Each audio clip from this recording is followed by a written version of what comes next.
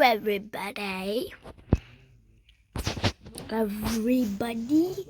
You think I'm outside standing up, but I'm laying down. So, let's get into my story animation. I was on my way home from work driving my car on the highway when I noticed something very strange on the side of the highway. What's your name? What? I don't know your name. Tell me your name. There was a baby inside a little box, just like the one we see in movies, left on doorsteps. I pulled over to see that I wasn't imagining things. I approached the box and I was shocked to see that it was a real baby crying. I held the baby and tried to calm him down. Who the hell leaves their baby like that? What is wrong with people these days? Who the hell? And just as I was about to call the police, I noticed that two men wearing masks were stealing my car. Where did they come from? How did they get here so fast? They were on a motorcycle. One of them got off and got inside my car, and the other kept on driving the motorcycle. I watched him in utter panic as he used the keys that I had left in the car to run away with it. I ran after my car with the baby in my arms, screaming, "Hey, hey, both of you, stop!" But they didn't. There was no one around to ask to help me. We were on a highway. Damn it! The car disappeared before my eyes in seconds, and I was pissed. That car was the most expensive thing I owned. It was a brand new Mercedes that I just got a month ago. Who will put the... Wait for a second. Who put the license plate ABC123? It's the first three letters of the alphabet and the three numbers in the whatever it is. But who would name that? It also had my bag and my wallet. How stupid was I to leave the keys inside it? The baby started crying more, and I was getting nervous. I had to think fast. I went back to the box where I found the baby. I put him in it and called the police, reporting what had happened.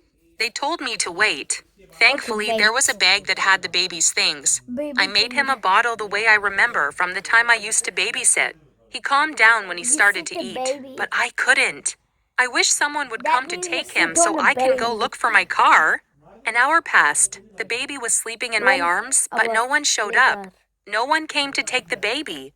The police hadn't arrived yet, and it was getting too hot. I couldn't stand still, so I just started waving for cars, hoping one would stop. I needed a ride to take me back to the city. 10 minutes later, a woman stopped to pick me up. I didn't want to complicate things, so I lied. I told her that my car broke down, and I needed a lift for me and my baby. "Oh, you poor thing! Get on. I'll take you where you need to go," she said. So I took the baby's bag and got on with her. She was so good to me, to the point she drove me back to my house. What should I do now? What should I do with this baby? I called the police again. They came to my house, and I explained the situation again. But this time they wanted to take the baby. I knew they were going to put him in foster care. I felt sorry for the baby. He didn't deserve to be left alone like this and abandoned in the middle of nowhere. He had done nothing wrong. So I asked if I could take care of him until they unravel the whole case. The police officer looked hesitant at first, but then he said, "That would be fine, but let us report the authorities first." And that's how I started taking care of him. I didn't know what his real name was, so I called him Lucas. And let me tell you, I've never pictured myself being a mom, but Lucas changed my mind. He was the cutest boy ever. I fell in love with him. Seeing him sleeping in my arms like an angel melted my heart, and seeing the little expressions he made with his face was just priceless. One day we were having a party at the office, and I took him with me.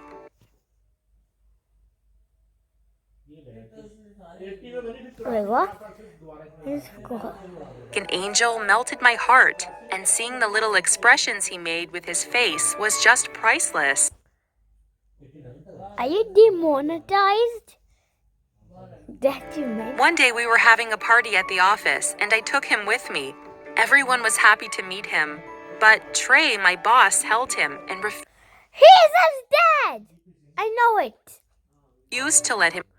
Because he loves him and he's definitely his dad. I don't know how, but I just guessed. Let's see. In like 7 minutes, Go. 43. He kept him in his arms all the time, and when it was time for me to leave, he kissed Lucas and looked very sad to say goodbye to him. I asked Sally, a coworker of mine, "Did you see that?" She responded, "Yeah, that's weird." But I didn't comment on it. I just took Lucas and left. And from that point on, Trey started acting more strangely. He started visiting me on a regular basis to see Lucas. He came on the weekend and brought toys for him. Sometimes he would visit me at night after we were off from work. And I can't say I liked it. It was getting too awkward. I mean, I wasn't comfortable with my boss being at my house for that amount of time. I knew he was a nice guy, but still, I needed my space. So one evening I decided to tell him. He was playing with Lucas, so I plucked up my courage and said, "I really appreciate your visits, Trey, and I can see that you fell in love with Lucas just like I did, but I think this is too much for me." He was embarrassed and quiet for a few moments, but then he said, "I am sorry for the inconvenience I caused you." Then he stood up to leave. "I think this is too much for me." He was embarrassed and quiet for a few moments, but then he said, "I am sorry for the inconvenience I caused you, just like I did, but I think this is too much for me." He was embarrassed and quiet for a few moments, but then he said, "I am sorry for the inconvenience I caused you." Then he stood up to leave. I felt so horrible for doing that to him, but I had no other choice. The man was practically living with us. After he left, I heard a knock on my door. It was the police. The police officer told me that they couldn't find my car. They searched the area, but they couldn't trace it. As for Lucas, they will be putting him in foster care. I was devastated to hear the news. I didn't even care about the car anymore. I didn't want to lose Lucas. I couldn't imagine myself giving him away. So I said, "I'll apply to adopt the baby." The police officer said, "Then you'll probably get custody because you saved his life." I was delighted to hear that. I get to keep Lucas for life. I went to work spreading the good news. Everyone congratulated me for making that decision. However, Trey wasn't feeling it. He looked irritated and upset, like I stole something from him. He didn't speak to me the whole day, and when I came to ask him about certain things, he ignored me completely. That was weird, but I didn't pay much attention to it. He probably was still pissed because I banned him from seeing Lucas anymore. But that was not it. When I headed to the adoption agency the next day to see if my application to adopt Lucas was approved, the manager told me that another couple was fighting to get Lucas. They were Trey and his wife Janet. What? How dare they? I found Lucas first, and I'll be the one taking him home with me. As soon as I got out of the office, I called him. "Hey, listen, I don't care if you are my boss. You are not going to adopt Lucas. He's my son." I hung up feeling furious. Then I went home determined to fight for Lucas. I was not going to give up easily. And just as I was about to enter the house, I felt someone dragging me into a car. I tried to scream for help, but I couldn't because I soon passed out. I woke up later with my hands tied and my eyes blindfolded. It was quiet and a bit chilly. "Anyone here?" I shouted loudly. "Oh, you finally woke up." A scary voice came from the dark. I shouted again, "Who are you? What do you want?" And the voice replied, "I'm just a messenger. I'm here to warn you to give up that baby." Oh my God! Was I being threatened? What the hell is wrong with Trey? Then I felt someone behind me. He untied me and said, "Give up the adoption." He left me and went running out of the room. I felt pain where my hands were tied. I rubbed them off and went out. I was in an area I've never been to before. I walked to the main road and I got a taxi and went home feeling terrified that something might have happened to Lucas. But thankfully, he was safe just like I left him with the babysitter. I held him in my arms. I cried silently. I was so scared there and I thought I was going to die. Trey could hurt me if I don't give up my application. He is a very powerful man. What should I do, Lucas? Lucas giggled. He thought I was playing with him. What if I tell the police? Maybe he'll end up kidnapping me. No. I shook my head denying that thought. Telling the police won't do me any good. I skipped work for 2 days, but then I decided to go. I needed to face Trey. If I can't stand up for myself, Trey would keep bugging me. I went to his office with the angriest look I had. I opened the door without knocking and yelled at his face. "You think you can threaten me like that? Who do you think you are? If you don't stop this, I'm going to report you to the authorities, you crazy man."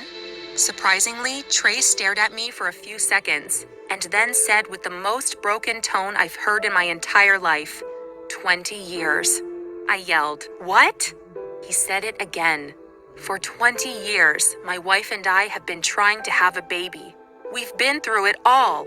He continued explaining that they tried everything, including the expensive procedures of IVF, and when they lost all hope, they tried to adopt.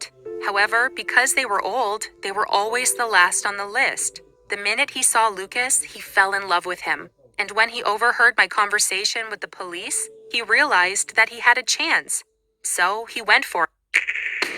Oh, so his mother's dead. I don't need that. I don't need a boat.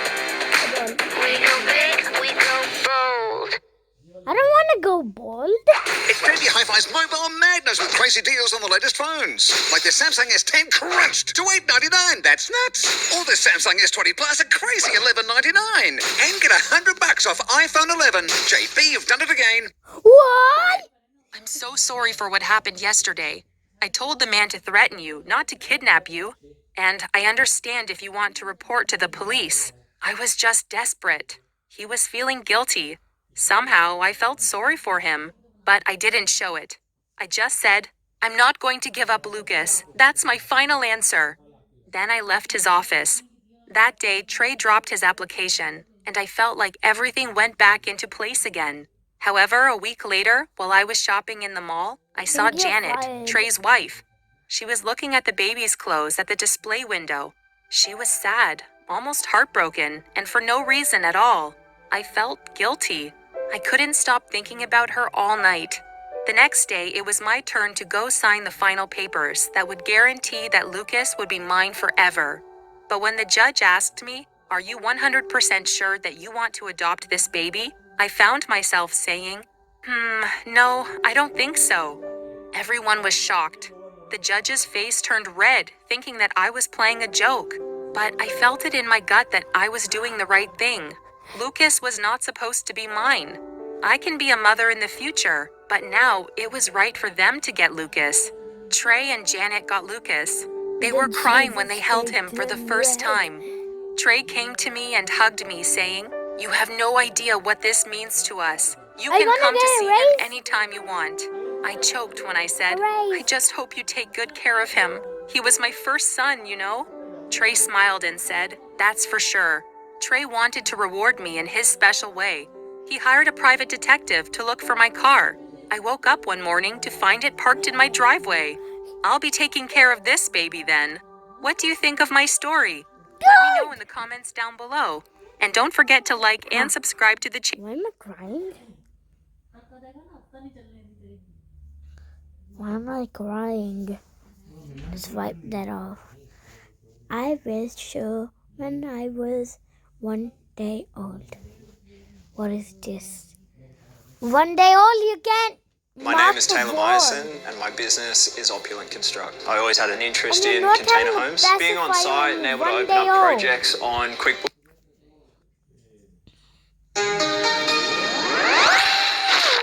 Hello, my name is Haley, and I'm 22 years old. Today, I'm going to tell you a story about a very complicated and confusing time in my life. You see, I've never had a normal family experience. My parents split up before I was born and fought endlessly over my surname.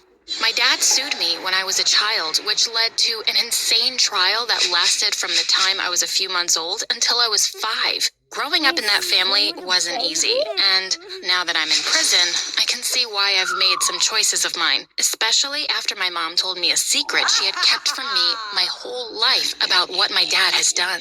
But before I continue with my story, hurry up and subscribe to this channel, or all your friends will know your most embarrassing secrets. So, she was in the hospital for only a few days while my father was trying to reach her. When she got back home, she found him waiting for her there. Mom called the cops and had my father removed from the house. A few months later, my father sued to have my name changed. The thing was, he didn't sue my mom, he sued me. My mom had to dress me up and take me to all sorts of trials when I was only a few months old. The process was stretched out for so long and was all over the news thanks to my father's lawyers. The trials went on for years, and they were anything but civil. The public was fascinated by our family drama, and by the end of the first year, protests started to form outside of the courthouse and sometimes outside our home. As you can imagine, this was not a great way to grow up. The trials finally ended when I was 5 years old, when the judge yelled out, "Enough is enough. I will not let this go on any longer." He declared that I could choose my last name, as I was old enough to speak for myself now. It was a nice thought, but now I wish he let an adult help me instead, because I chose the last name Glitter Pony. Going through high school as Haley Glitter Pony wasn't easy. I was always the brunt of the jokes. I had a few friends, but not many, and they didn't stick around. My mom and I moved around a lot, trying to get away from our past. The more we moved, though, the harder it was for my mom to get a job. She started to blame me for it, and we fought all the time.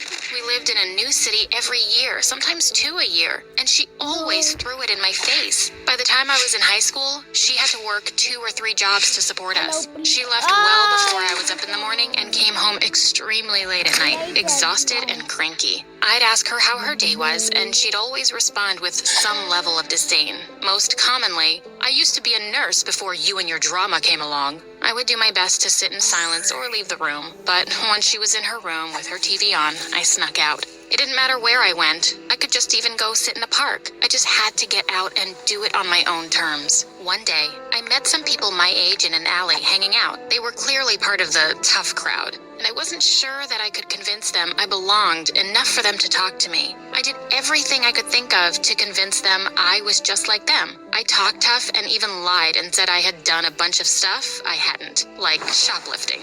They saw right through me, laughed at every word that came out of my mouth. But apparently, I was entertaining enough to have earned their attention, even if it was only for the time being. They invited me to a job with them. They said they had to keep it vague so as not to incriminate me. I was pretty sure that taking me along was far worse incrimination than knowing the whole plan, but I wasn't going to ruin this opportunity. We went to a jewelry shop just around the corner, not even a block away. They handed me a rock as they surveyed the area and got a lay of the land. Here's the plan. You throw that rock in the window of the shop at the end of this street. It's going to set off an alarm. You run down the street and meet us in the alley on the right 3 blocks down, the obvious leader said. So, what are you going to do? I asked, not feeling great about this idea. The less you know, the better. Now go. I had never done something illegal like that before, but it sounded so exciting. I ran to the end of the street and identified the shop they were talking about. I looked around and made sure the coast was clear before doing the job assigned to me. I looked at the rock in my hand and then through the window of the shop.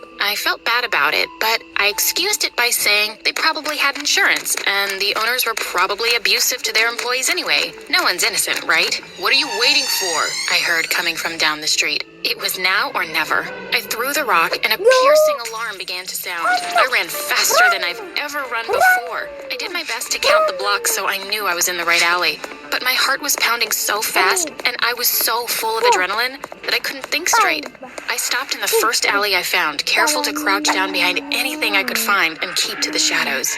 A few minutes later, I heard sirens blaring and saw blue and red lights go flashing by. At least they wouldn't find me, I thought. I hid there for about 5 more minutes before I saw the leader of the group run past the alley. I decided that it was better to just stay where I was and lie low until I could get back home undetected. I never saw any of the other members of the group rush by. I thought they must have run the other way, or worse, got caught. When I got home, there were only a few hours left before I would have to get ready for school. I was too amped up on adrenaline to sleep. So I just laid in my bed, vibrating with the excitement of what I had just done. My mom never noticed I was gone, and I saw the start of a beautiful, beautiful thing. I snuck out every night after that, and I got better at it the longer I did it. I had a system. I never went to the same place twice, never talked to the same people, and always tried something completely new, often risky. I tried not to get involved in group activities like the first night. That was a rookie mistake. Some nights, I just wandered the streets to see if I could find anything better than the prison that was my house. Sometimes I'd find new people to chat with, mostly groups of homeless people, and I would often put on a new persona each night. No one could recognize me in the dark, which was something that I liked. One night, someone did recognize me though, and it caused me to break all of my rules. I wasn't expecting to ever come across him again, but once I did, there was no getting out of it. I was trapped. Nothing was ever the same after that night. I was walking down a new street in the more residential part of the city when I got a feeling that someone was following me. I kept my cool, being sure to make nothing at all seem out of the ordinary. I listened carefully and identified the sound of the footsteps moving at the same pace as mine, not too far behind me. I took a deep breath and picked up my pace, trying not to panic.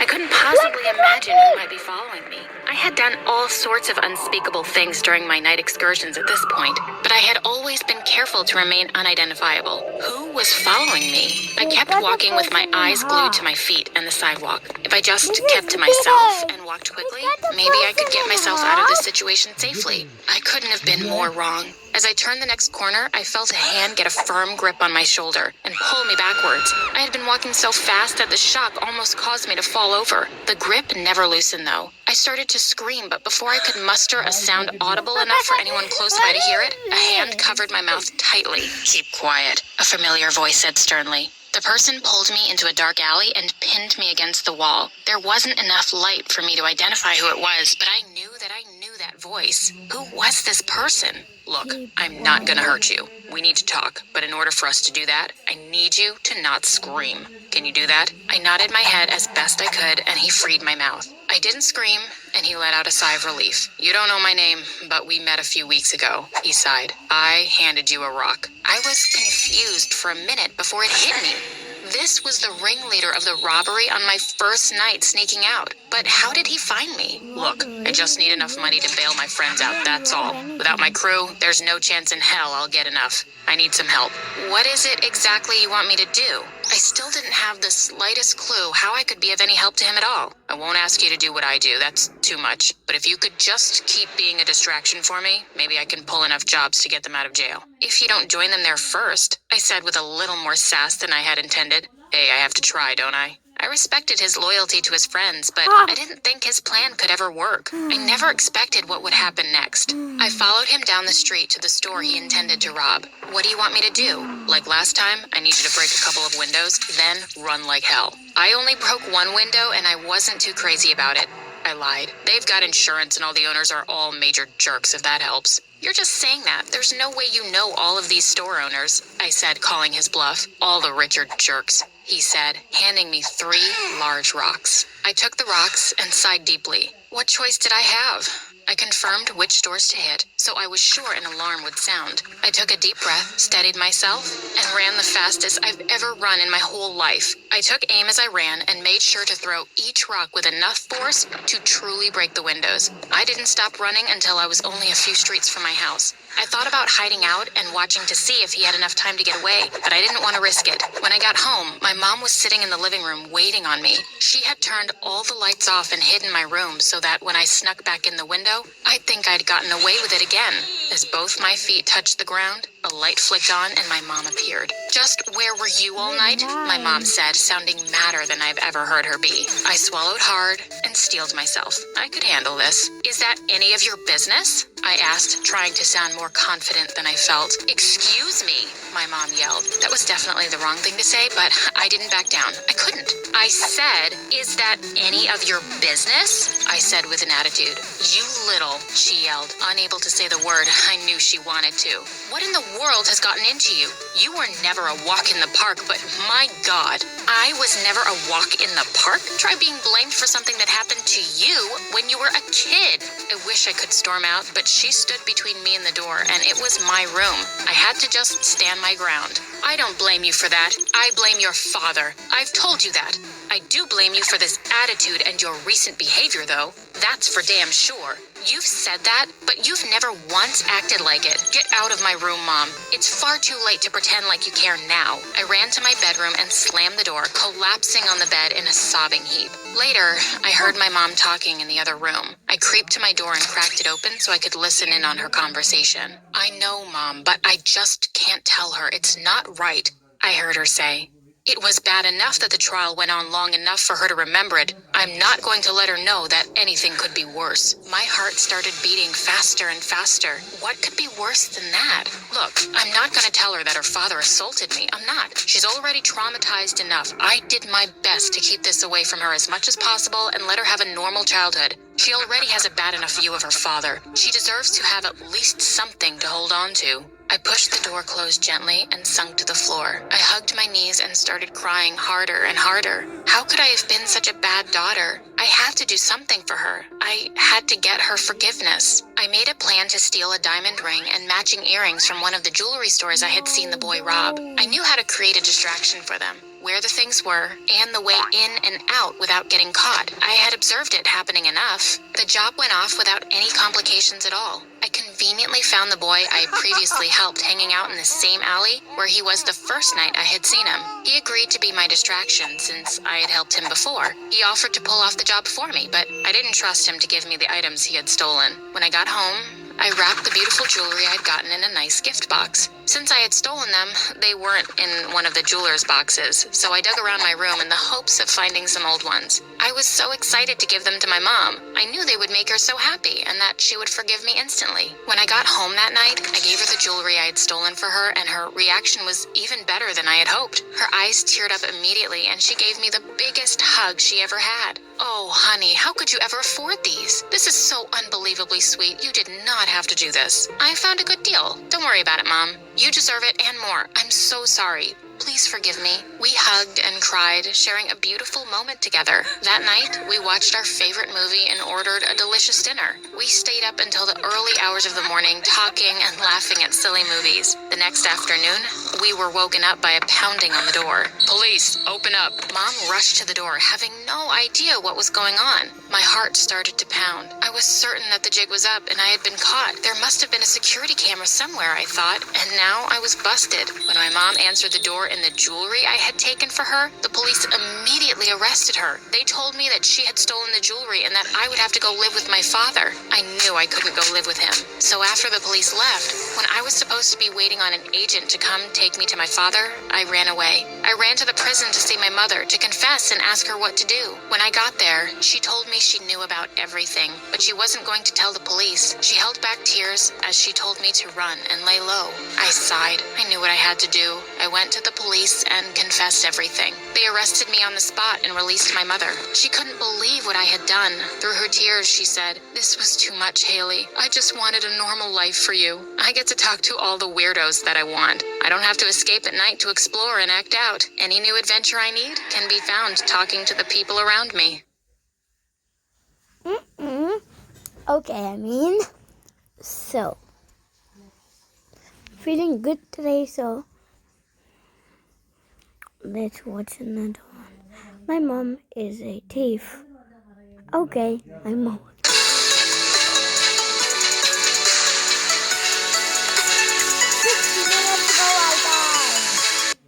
Hi, I'm Kara, and my mom is different. When I was a kid, Mom would take my sister Anne and me to various stores with her and tell us to create a distraction, knock over a display in another aisle, or ask one of the workers tons of questions while she slipped something into her bag. Nothing big, a tube of lipstick, a piece of fruit, a bottle of Tylenol. Because she was our mom, we trusted her.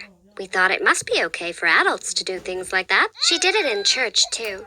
She'd use Anne and me as a diversion, then steal some coins from the collection basket, or little pieces from the displays around the holidays. Just a little souvenir, she'd say. Let's keep it our secret. One day, a police officer came to talk to my class about fighting crime. He listed crimes you could go to jail for: vandalism, assault, fraud, and stealing. He talked about a thief he'd arrested recently, how that man was rotting in prison now, and how we should all follow the laws so we didn't turn out like him. I knew that's what my mom was, a thief, and I became terrified she'd go to jail. I vowed to protect her secret no matter what. My mom got worse as I got older. My friends would come over for sleepovers and wake to find their earbuds missing or their jewelry. After a while, kids stopped coming round to my house. I knew from sneaking into my mom's room once that she kept her little souvenirs in a blue velvet box with a glass lid. I'd stared through the glass at all the things that belonged to my friends or to stores around town, knowing that I could never tell anyone where their things went, or my mom would go to jail. One day, in church, around Christmas, I was the last person to take communion. My mom whispered to me to knock the chalice out of the priest's hand and make it look like an accident. I tried to protest, but my mom kept saying, "Just do it, Cara. Stop being such a baby." So I knocked over the communion grape juice, and while people scrambled to help clean it up, my mom tried to grab the gold-plated halo on one of the angels in the nativity scene. Jeannie, one of the parishioners, saw her. "I knew it," she shouted, loud enough that everyone turned to stare. "That woman is a thief. She's been stealing from the church for years. Her daughters are in it with her." I wish I could describe the humiliation I felt with all those judging eyes on my family. Some of my friends were there, and I knew they were putting two and two together, realizing who had taken their things over the years. Jeannie yelled at my mom, "If you ever take anything from this church again, I will make sure you go to prison." The priest calmed Jeannie down, murmuring about forgiveness, but he asked my mom to stay for a private meeting. After that meeting, my mom sat down with Anne and me. "I'm very sorry," she told us, "for making you a part of my criminal behavior over the years. I know I have a problem, but I'm going to change, I promise you." I wanted to believe her, and for a while, she seemed to be telling the truth. I didn't see her steal anything else. She got rid of her box of souvenirs, but the damage was done. Word had spread around town about my mother, the thief.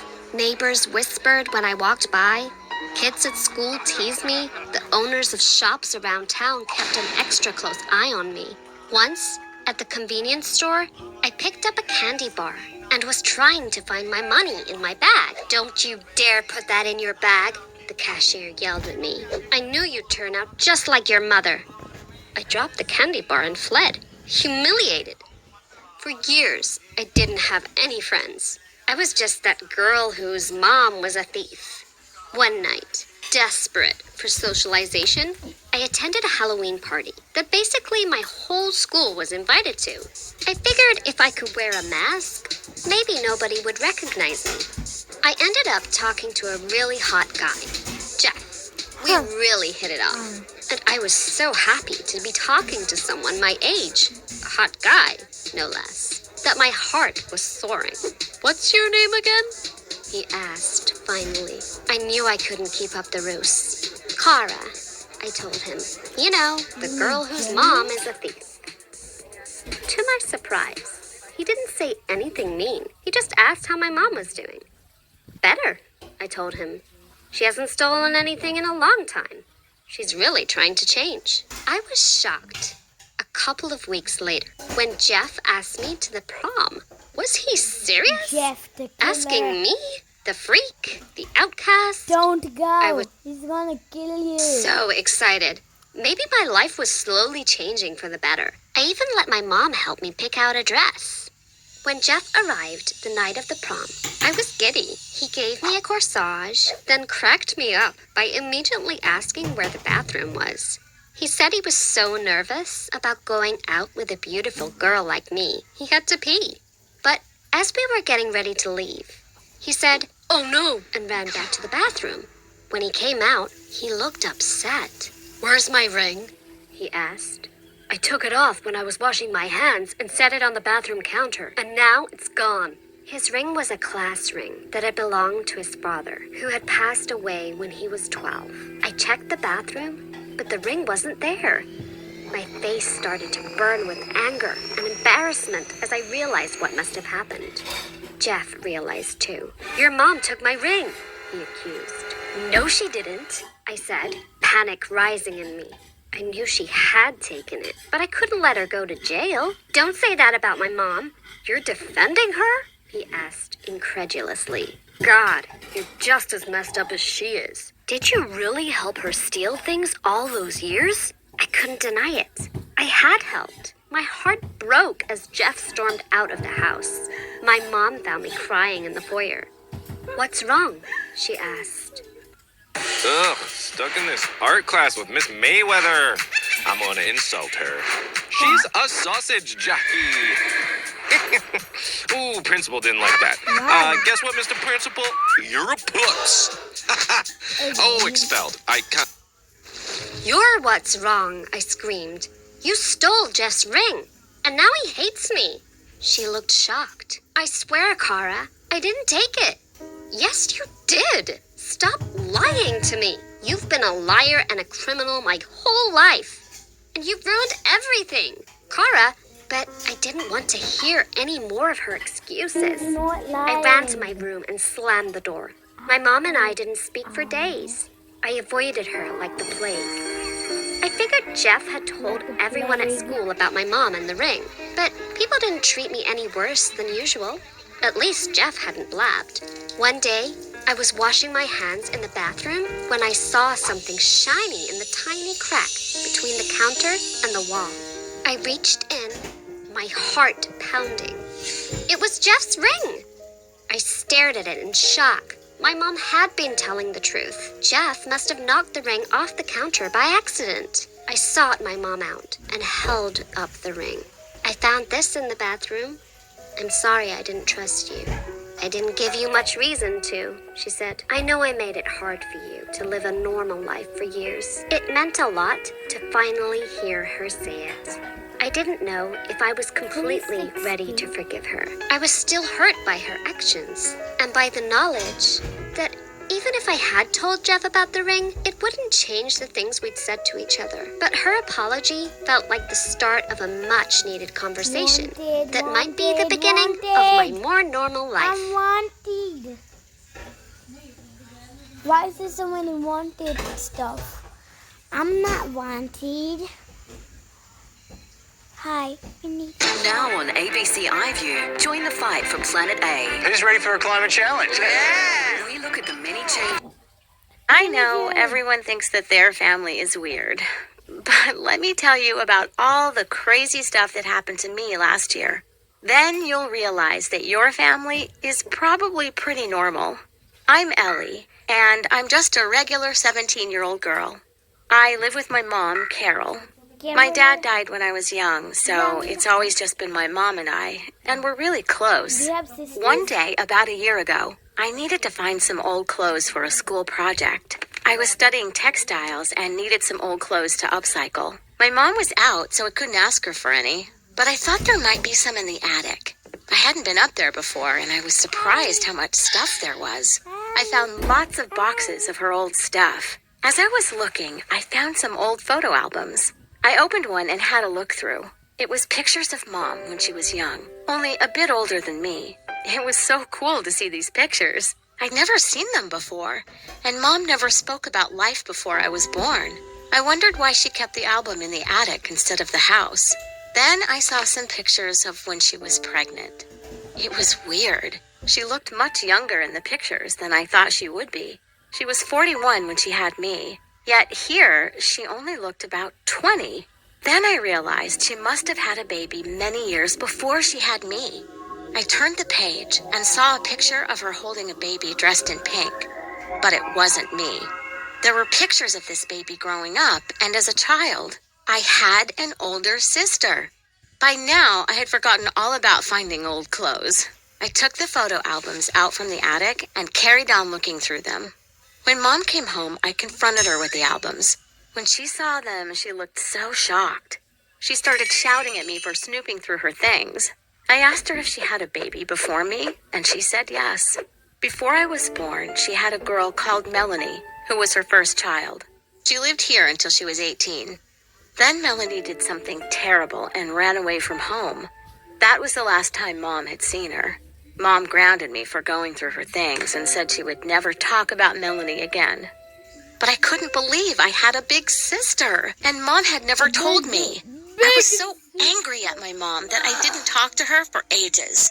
I kept thinking about what Melanie could have done to make her run away.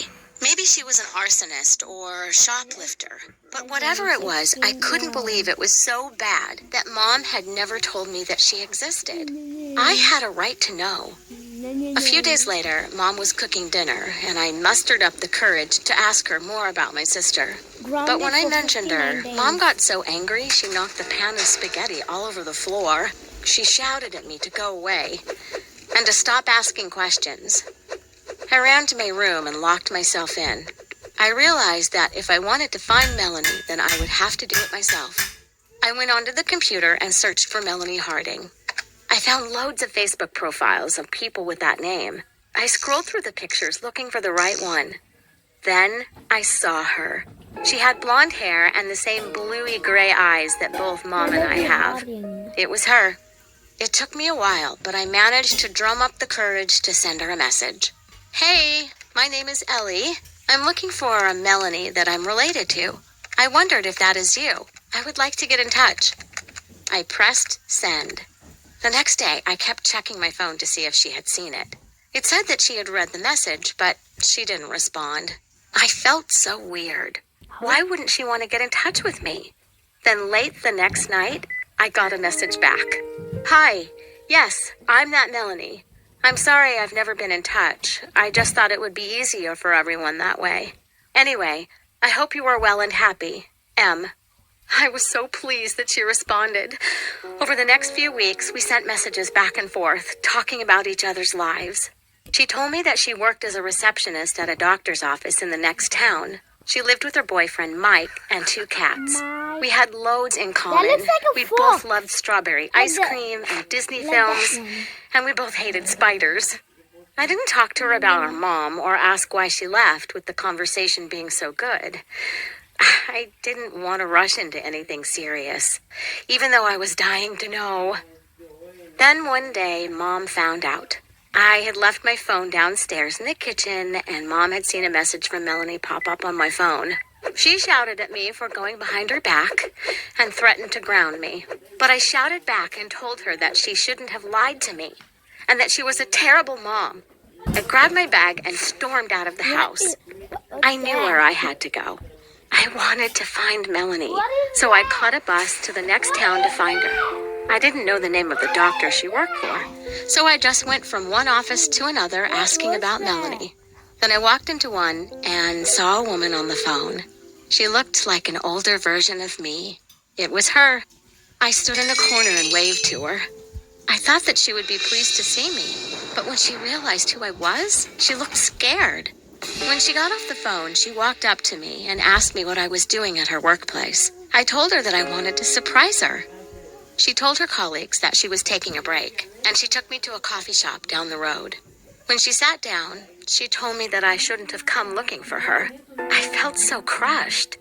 I couldn't believe that I had found out I had a sister, only for her not to want anything to do with me.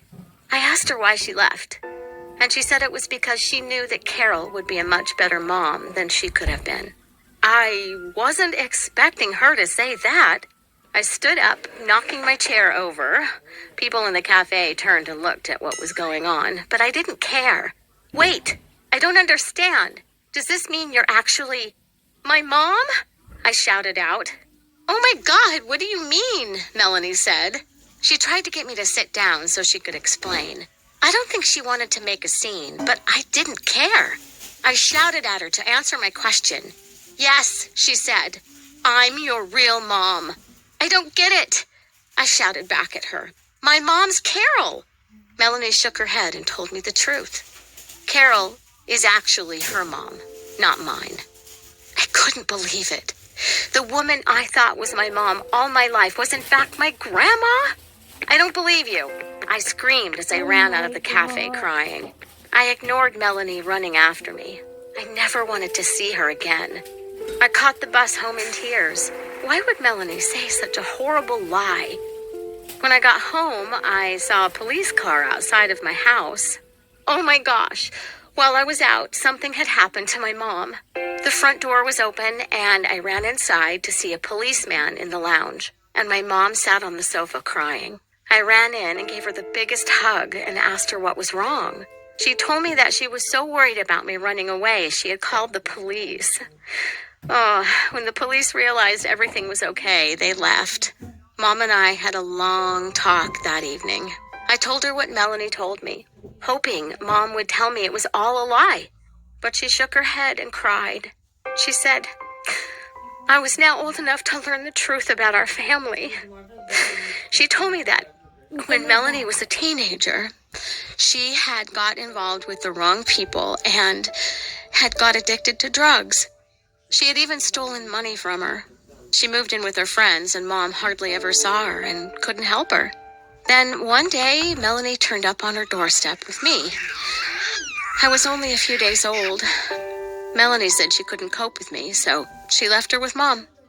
That was the last time Mom saw Melanie. I couldn't believe Mom had lied to me. I ran upstairs and locked myself in my room. I didn't know who I was anymore. I refused to speak to Mom, and I blocked Melanie on Facebook so she could never contact me again. However, I couldn't go on with my life like that. I had tons of questions that needed to be answered, and the more that passed, the more I felt the need to talk to her. Eventually, I unblocked Melanie and got back in contact with her. I told her I really want to know about her past and why she's never tried to contact me through all these years. But for a start, it's enough that we are open to get to know each other and see where it goes. That was a few months ago. I was finally able to forgive Mom for lying to me for all these years. I realized that even though my birth mom couldn't be a good mom to me, my grandma was the best mom anyone could ever wish for. There was no way I would still be mad at her. My relationship with my birth mom is still developing. She apologized for how harsh she was to me in the past, and she promised me that she hasn't taken drugs for a long time. Letting her in my life wasn't easy, but I can't say that I'm not happy that I met her. Not only that, but my mom has let her in too, and they're making up for the time they lost together. I could see from the way she behaves that she regrets the past, and she's trying hard to regain our trust. Today, I am sharing this story with both of their support as they're sitting beside me. I love them both, and I understand that circumstances were not in their favor in the past. If anything, I try to stay positive and think of my story as the girl who gained 2 moms in her life. 2 moms.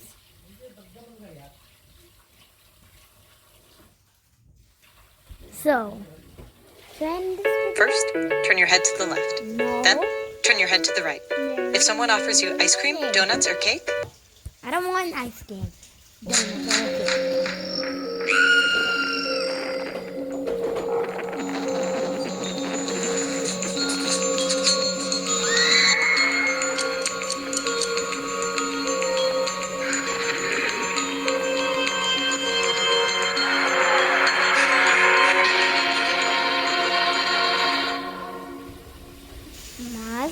Hi, my name is Brianna, and I'm almost 18 years old now. I want to share my story because the truth is, no one else wants to hear me out.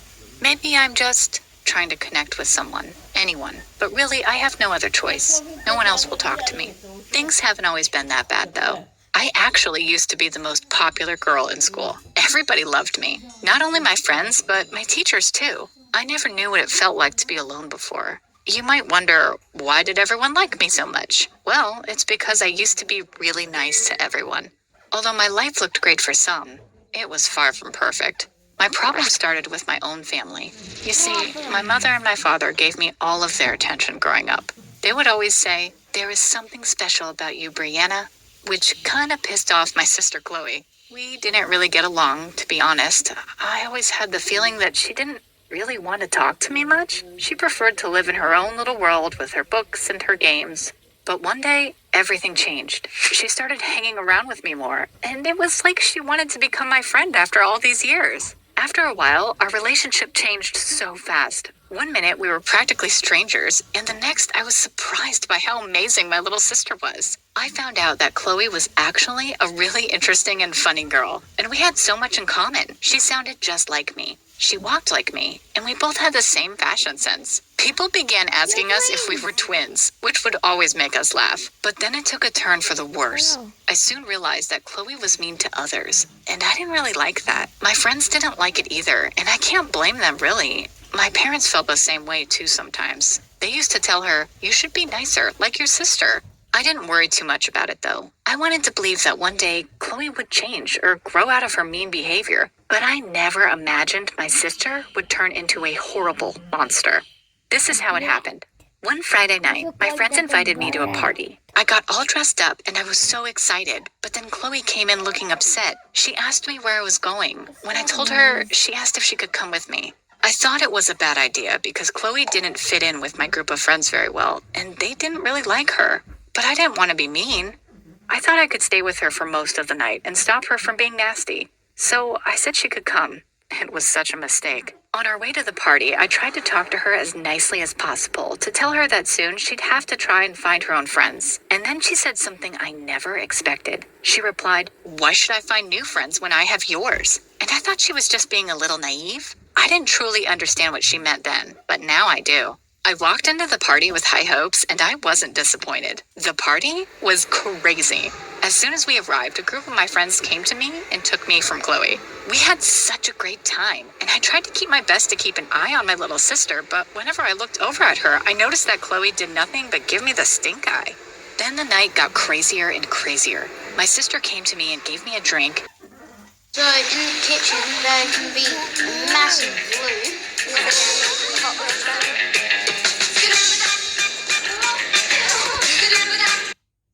When I brought it to my lips, I realized it smelled of alcohol. I frowned at Chloe, but she just said, "It's okay if we drink 1 cup together, right, sister?" After all, it's a party. I looked around and realized that everyone else was drinking, so I gave in. That's where my memories get hazy. As the night went on, I remember I started to feel worse and worse. The light was a blur, and I remember hearing Chloe's voice telling me, "Just 1 more cup," over and over. I don't even remember how I got back home. The next morning, I felt like I'd been hit by a truck. My head was spinning and my stomach felt awful. But the worst thing was that I had to be at school in an hour. I stumbled into the bathroom and took a bath to try and calm down. On the way to school, I began to feel better.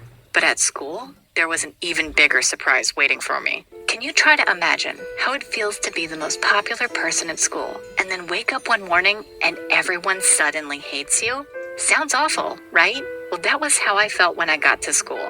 On a normal day, when I walked into school, I was met with high fives, hugs, inside jokes. Now, there was nothing. Nothing at all. All eyes around me were staring at me, and no one was waving back at me. I realized everyone was avoiding me. I saw my best friend Natalie and called her name, but she just looked at me angrily and then walked away. I was shocked. I didn't understand what was going on. I tried to send Natalie a message through WhatsApp, but I was shocked when I found out that she blocked me. It didn't make any sense. I opened my Instagram and my feed was pretty empty. I looked at my page and saw my followers had been cut in half overnight. What the heck had happened? I tried to message Natalie, but I couldn't find her page. I then tried searching a ton of my friends, almost everyone from school, and not a single person came up. It was a nightmare. Wake up, Brianna. Wake up, I told myself, but I never woke up. This was my new reality.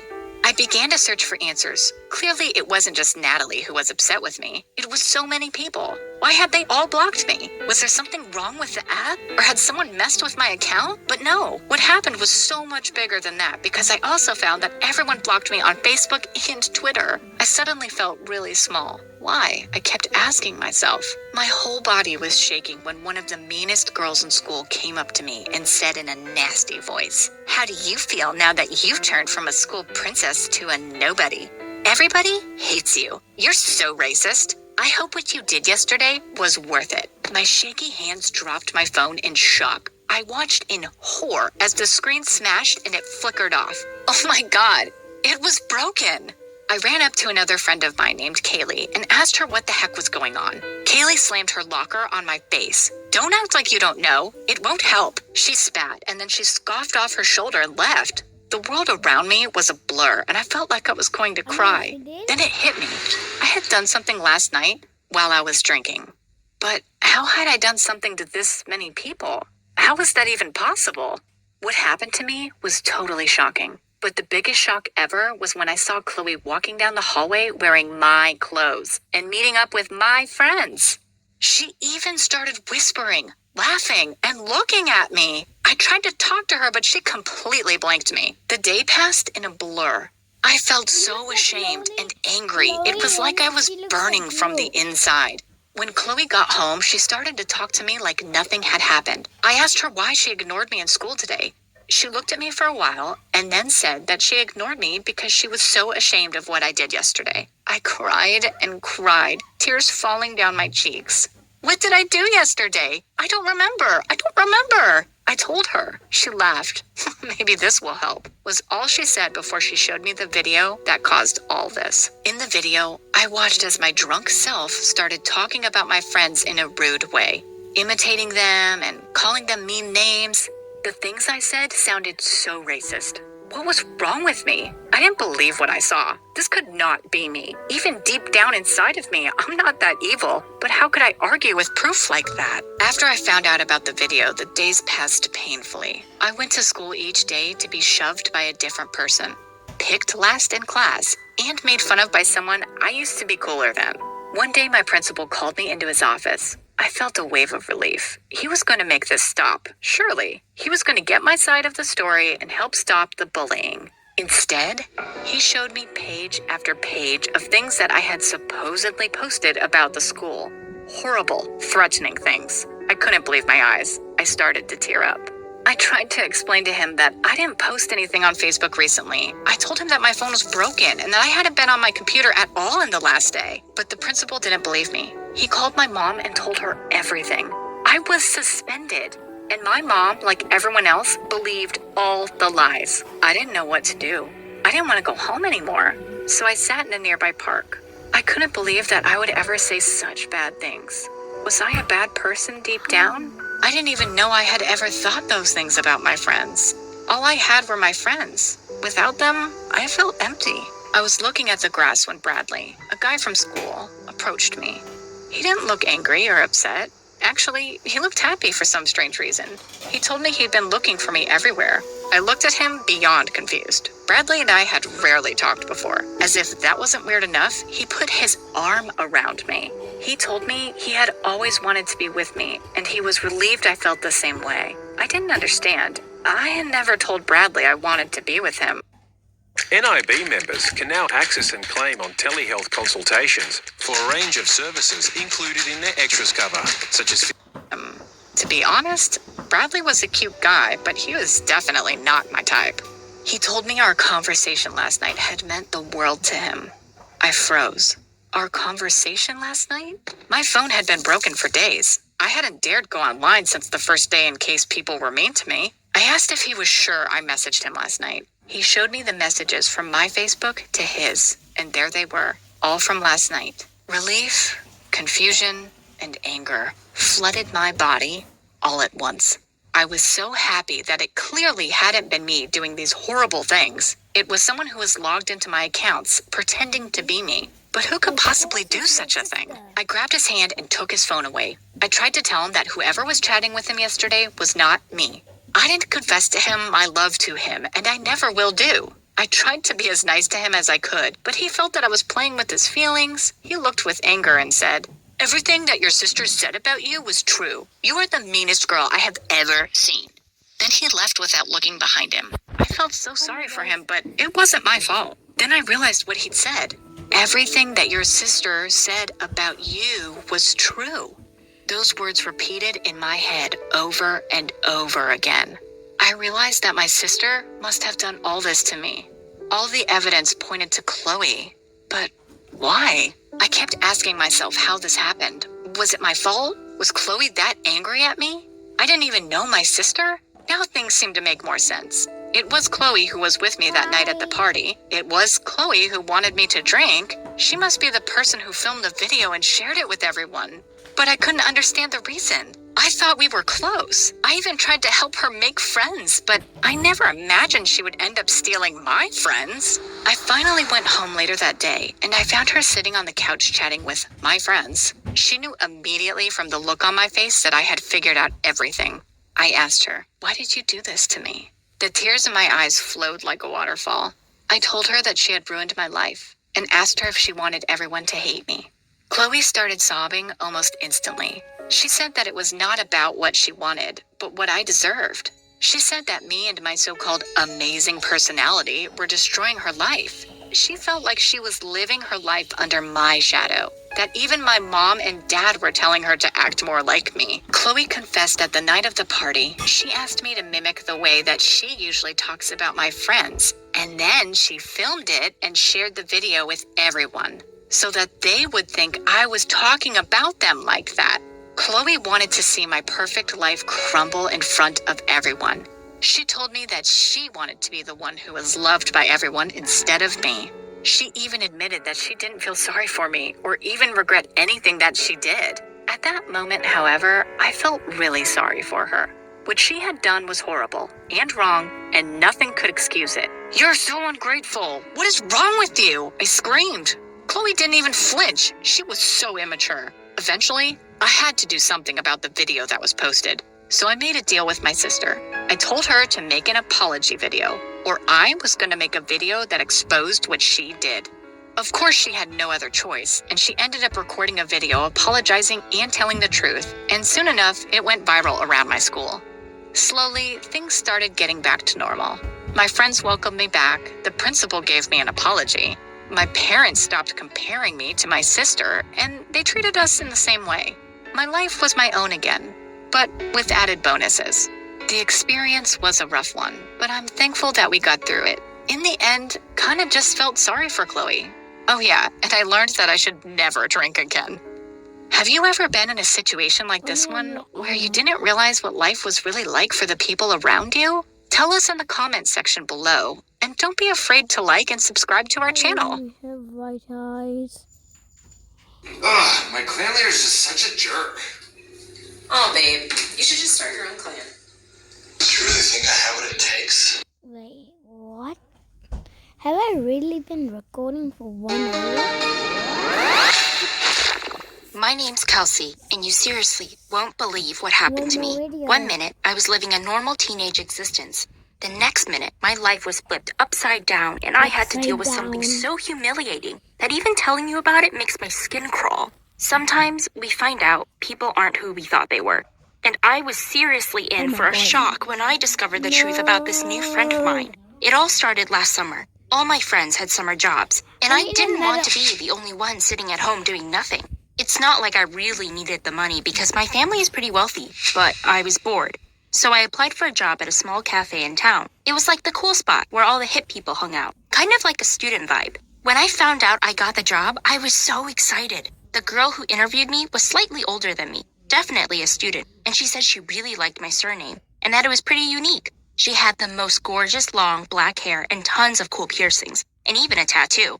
She honestly just looked like she belonged on the cover of some awesome rock and roll magazine. And I was like, okay, when I'm older, I want to be just like her. Her name was Rosie, and we somehow always seemed to be on the same shift.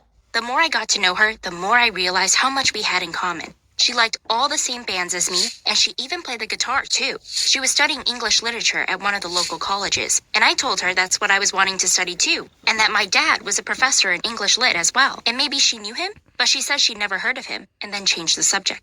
At work, we'd always have our lunch break together, and I used to bring us cookies and other sweet treats to share. Sometimes, we'd go to the park and just lie there and chill. It was so nice.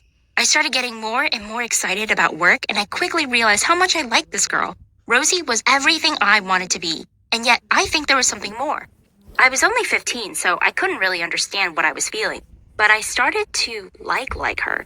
I never thought I could be attracted to a girl before, but she had this air about her that just made me feel excited, like butterflies in my stomach excited. I realized this was the first girl I'd ever had a crush on, and it was such a new feeling for me. One day, when we were lying in the park, she rolled right over to me and propped herself up on her elbow and said, "You know what, Kelsey? You're pretty awesome." My heart was thudding so much I was terrified she'd hear it, and I realized how much I liked her. I felt so shy, I didn't even reply. I just laughed and told her we better get back to work. That whole shift, I kept watching her, and eventually plucked up the courage to ask her if she wanted to hang out after work. I told her my parents were out, and maybe she could bring her guitar, and we could jam. She was keen and said she'd drive over later that night. God. As I cycled home, I decided tonight would be the night I'd tell her I liked her. Wait, was this a date? Was she coming over as a friend or because she liked me in that way too? I was seriously overthinking it all. Either way, we'd have a nice night. Rosie arrived not long after I got home, and I decided to give her a tour of our house. She couldn't believe how big our place was. I swear her jaw literally dropped when I showed her our cinema room. It was so bizarre because it seemed like she knew where to go. I didn't even have to show her where her bathroom was. She asked if we could watch a movie instead of playing guitar, and I said sure. I told her to make herself at home while I went to make us some popcorn. As I waited for the popcorn to finish being made, I noticed Rosie was staring at our family photo. Hi, my name's Bert, and I'm a big fan of supercars. It's my job to make sure everything's clean. The cars, the fuel, the track. You can't get the top performance if it ain't clean. That's why I only use BP Ultimate. Keeps the engine clean, so... Photos in the hall. She reached out and touched one of the photos, and I saw her smiling. My heart fluttered. She was seriously into me. Maybe we'd even kiss in the cinema? That thought made me nervous, and I hoped I wasn't sweating. I always sweat when I'm nervous. She came into the kitchen and said, "No wonder you're so pretty, Kelsey. Your parents are seriously attractive." I just laughed, but could feel myself blushing. We headed to the cinema room, and halfway through the movie, I heard my parents coming home. I was pretty bummed because Rosie hadn't even made a move, not even to hold my hand. I tried the whole yawn and stretch thing to put my arm around her, but she didn't even notice. Anyway, I thought maybe we should pause the movie and she could come meet my parents. I suggested this to her and she completely froze. She suddenly made up an excuse about needing to get home quickly. And was there maybe a way she could sneak out? She said she felt awkward around parents because they always judged her piercings and she didn't want them thinking she was a bad influence on me. I was kind of confused, but told her she could take the back door and they wouldn't notice. Afterwards, I felt kind of weird. Maybe she didn't like me after all. Or maybe she was trying to protect me in case my parents weren't okay with me liking girls. She'd been in such a rush that she left her guitar. I took it through to the kitchen and left it on one of the chairs and said goodnight to my parents. The next morning when I came downstairs, my dad was holding the guitar and he had this odd expression on his face. When he spotted me standing there, he quickly put it down and in an angry tone he said, "Kelsey, whose guitar is this? Why is it here?" I couldn't understand why he was angry. I said it was my friend's from work and that she left it here by accident. Then he got even angrier and said, why did I think it was okay to have a friend over from work without asking? Then he demanded to know who this friend was. I told him to chill out, and then I just grabbed the guitar and headed for the door. Who did he think he was? Shouting at me for having a friend.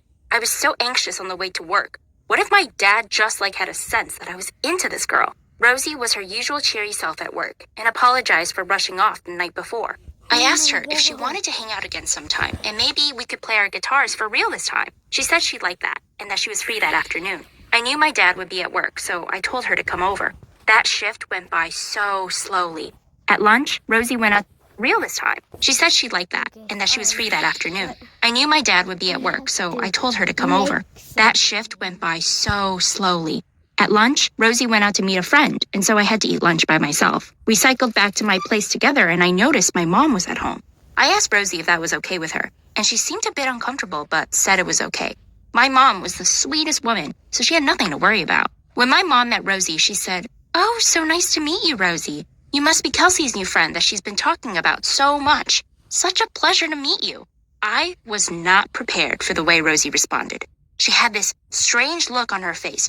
It was the first time I ever saw her look cold. She just looked at my mom and said, "Oh, you look so different in real life. Those photos of you in the hall must be pretty old, right?" Then she just walked away and headed for my room. I was mortified. My mom tried to shake it off and feigned a little smile. I knew I'd be in deep trouble later. Both my mom and my dad wouldn't want me hanging out with this kind of girl. When I got to my room, I didn't say anything. I thought she might at least apologize, but she was just looking at my bookshelves and didn't seem to care. I tried not to let it bother me. After all, she'd said she gets awkward around parents. I put on some music and lay down on my bed. "Where's your guitar, Rosie?" I suddenly asked her. I realized she hadn't brought it with her. Her eyes widened a bit, and then she stuttered and said, I actually left it at my friend's at lunchtime. Sorry, Kelsey." I tried not to get annoyed, but I felt kind of jealous that she had this other friend. "Why don't you call your friend and ask if we can swing over and pick it up?" She said her friend was working and wouldn't reply to his messages whilst at work. My heart sank. I knew it. This friend was probably her boyfriend. What had I been thinking? She wasn't into me at all. Suddenly, I felt kind of sick and didn't want her in my room. Rosie, sorry, I'm actually not feeling very well. Can we take a rain check and hang out tomorrow instead? She looked a bit surprised, but said sure, and that if I wasn't feeling well tomorrow, I could call in sick and she'd cover for me. I cried a bit when she left, and then I felt stupid for crying and told myself to get over it, and I took a nap instead. When I woke up, I was feeling hungry, so I headed downstairs to make a snack. My dad had just arrived home, and he was unpacking groceries from the car. I went to help him, but he told me it was okay, he'd manage. I still went to help him, and as I pulled out the last grocery bag, I froze. You won't believe what was hidden at the back of my dad's trunk. I knew it as soon as I saw it. With those cherry stickers, it couldn't be anyone else's. Why on earth did my dad have Rosie's guitar in his car? This made no sense. I'd given it back to her today, and she left it at her friend's place.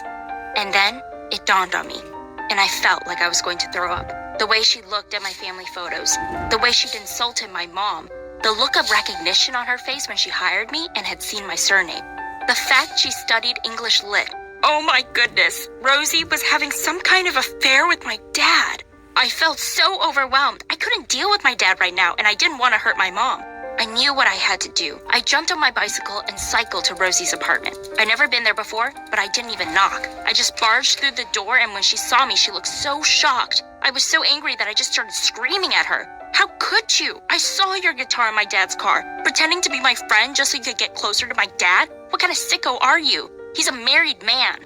She didn't even try and deny it. She didn't even cry or try and beg for forgiveness. She just looked at me and said, "It's not my fault your dad likes me. Friends in the family, right? You liked me too, didn't you?" I couldn't believe what I was hearing, and I didn't know what to do. My mom would be devastated, but I had to tell her, and I had to confront my dad. I told Rosie I never wanted to see her again, and I flung her guitar onto the ground and secretly felt super satisfied when it cracked in two. Served her right. When I got home, my dad was sitting outside on the porch. He knew I knew, and he just sat there with his head in his hands. I knew he told my mom. I could hear her crying inside. I went straight to comfort her. It all felt so surreal. Just a few hours ago, I brought this girl into my house that I had a crush on, and this whole time she was sneaking around having an affair with my dad. My dad could lose his job, and at this moment, I hope he did. He deserved punishment too. I sat with my mom as she cried, and I apologized over and over again for having brought that monster into our home. My dad packed a bag and went to stay with his brother, and Mom and I thought about what to do next. Obviously, I quit my job at the cafe. I didn't want to be anywhere near Rosie. I felt crushed. I'd lost the girl I liked, and now my dad too. I was just so embarrassed. And if it wasn't already bad enough, what happened next just sent another blow to my family. Clearly, Rosie was sick in the head. The next week in the newspapers, there was a whole story about it. Rosie had sold their story to the reporters, and now my dad would never be able to work as a professor again. Surely, it couldn't get any worse. Well, for my family, it did. Dad did lose his job, and he lost us too. Of course, Mom filed for divorce, and it's almost been a year since it all happened. And we're only just recovering now.